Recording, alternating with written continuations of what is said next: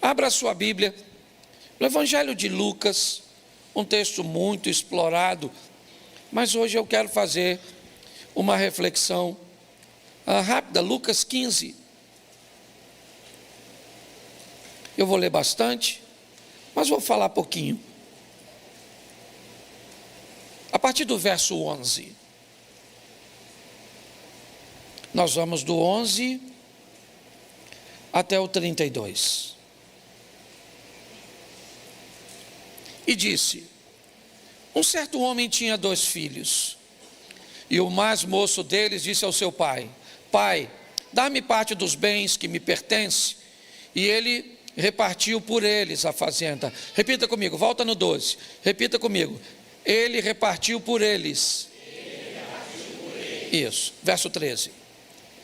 E poucos dias depois, o filho mais novo, ajuntando tudo o que tinha, partiu para uma terra longínqua, e ali desperdiçou seus bens, vivendo dissolutamente. E havendo ele gastado tudo, houve fome naquela terra, uma grande fome, e começou a padecer necessidades. E foi e chegou-se a um dos cidadãos daquela terra, o qual mandou para seus campos a apacentar porcos. E desejava encher o seu estômago com as bolotas que os porcos comiam, e ninguém lhe dava nada. E tornando em si, disse: quantos jornaleiros de meu pai têm abundância de pão, e eu aqui pereço de fome.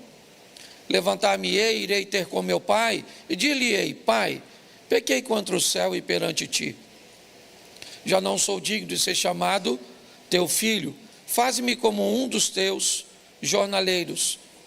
E levantando-se, foi para o pai. E quando ainda estava longe, viu seu pai e moveu-se de íntima compaixão, e correndo, lançou-se-lhe ao pescoço e o beijou. E o filho disse: Pai, pequei contra o céu e perante ti, já não sou digno de ser chamado teu filho.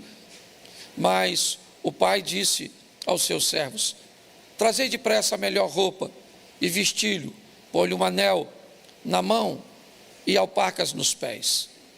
Trazei o bezerro cevado e matai-o, e comamos e alegremo-nos, porque este meu filho estava morto e reviveu, tinha se perdido e foi achado, e começaram a alegrar-se.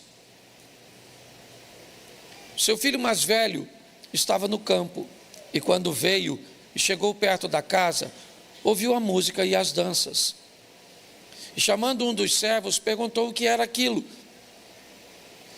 E ele lhe disse: veio o teu irmão, e teu pai matou o bezerro cevado, porque o recebeu são e salvo. Mas ele se indignou e não queria entrar. E saindo o pai, estava com ele, mas respondendo ele, disse ao pai: eis que te sirvo há tantos anos, sem nunca transgredir o teu mandamento, e nunca me deste um cabrito para alegrar-me com os meus amigos. Vindo, porém, este teu filho, que desperdiçou os seus bens com as meretrizes, mataste-lhe o bezerro cevado. E ele lhe disse: filho, tu sempre estás comigo, e todas as minhas coisas são tuas. Mas era justo alegrarmos-nos e folgarmos-nos, porque este teu irmão estava morto e reviveu, tinha se perdido e achou-se. Feche os seus olhos. Senhor nosso Deus e Pai, em nome de Jesus, eis aqui a tua palavra. Continua falando conosco e usa-me como um canal de bênção nesta hora. Pelo poder do nome de Jesus, você pode dizer amém? Amém. Isso. Eu separei alguns pontos que eu quero trazer à sua mente para que você possa refletir nesta noite e lhe dar um entendimento, de como gerenciar com mais segurança a sua vida. Lucas 15 fala da ovelha perdida, da dracma perdida, e termina com o filho perdido, o filho pródigo. Mas eu quero acompanhar esse texto que eu li com vocês, e eu gostaria que colocasse na tela para ficar fácil, que aí fica visível. Verso de número 11. Isso. Jesus é que vai dizer, é ele que disse. E Jesus disse: um certo homem tinha 2 filhos. Eu quero sustentar essa passagem com 2 outras passagens.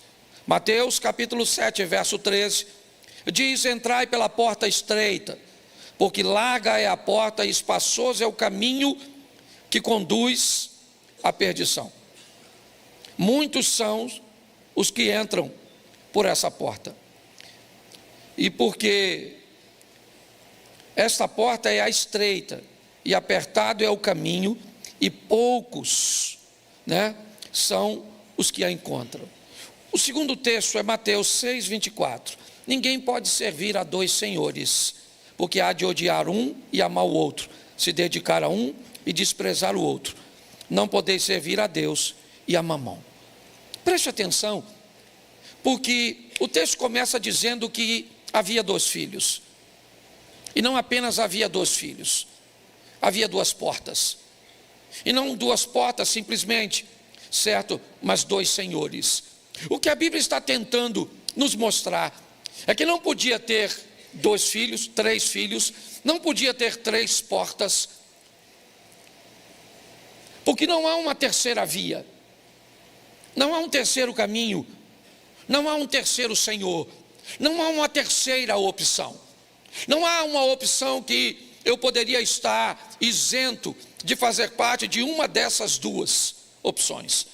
Quando a Bíblia diz que há somente 2 filhos, que há 2 portas, ok? O que a Bíblia está tentando me dizer é que não existe nada além de céu ou inferno, nada além de Deus ou Satanás.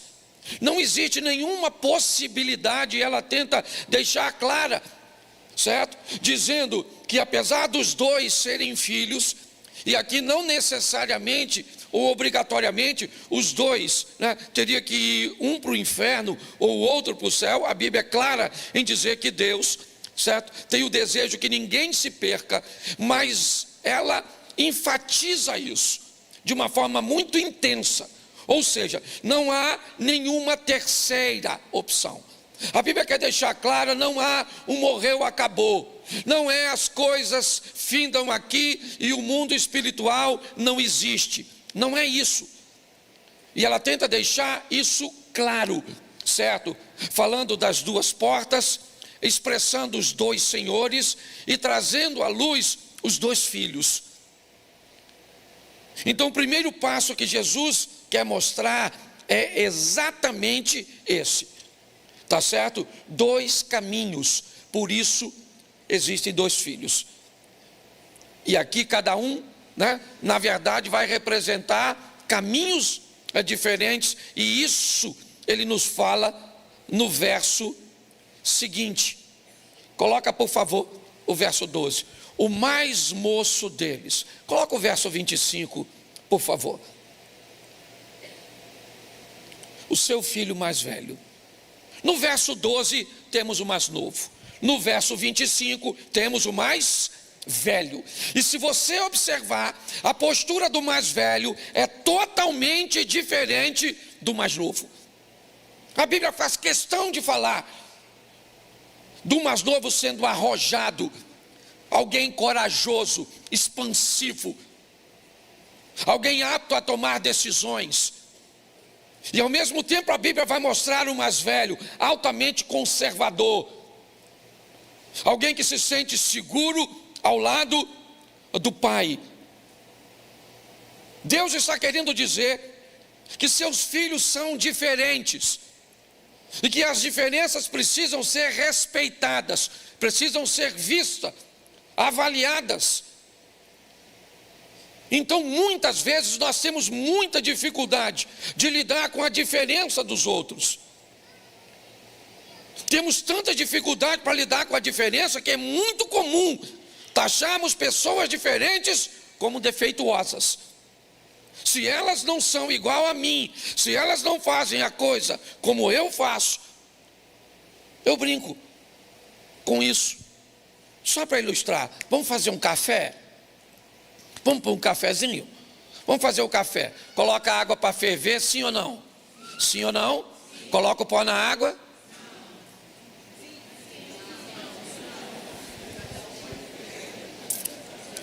Vamos voltar para o café. Vamos lá? Coloca a água para ferver, sim ou não? Sim. Coloca o açúcar na água. Tá ruim de fazer o café. Tá ruim de tomar. Certo? Deixa eu te falar. Se coloca o açúcar na água, coloca o pó no coador e passa a água doce no coador com pó, o que nós fizemos? Isso. Se joga o pó na água, mistura. Joga a água com pó no coador. Depois coloca o açúcar, o que nós fizemos? Isso. Então o que aconteceu? Nós fizemos o café de forma diferente, mas tudo é isso. Mas quando alguém faz o café diferente, se nós não tivermos maturidade, ele está fazendo o café errado. Entende? Então pessoas são diferentes. Deus está nos alertando. Nós fazemos parte de um corpo, vivemos um ambiente de unidade. Então a probabilidade de um ser igual ao outro é quase zero. Então os filhos de Deus são diferentes. O mais novo tem um temperamento, um comportamento, uma maneira de ver o mundo. O outro, certo, tem outra maneira, mas os dois são filhos de... Então olha para quem está do seu lado e diz: você é filho de Deus.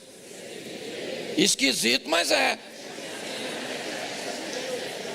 Porque nós temos por hábito, se a pessoa não é igual a nós, se ela faz de forma diferente, se ela pensa de forma diferente, você está entendendo? O modelo de oração é o meu. O lugar que eu sinto a presença de Deus, todo mundo tem que sentir. Então é só alguém não cumprir o protocolo que vai ser taxado. Então está lá o filho mais moço no verso 12 e o mais velho no verso 25. Então filhos não são iguais. Mas olha o verso 13.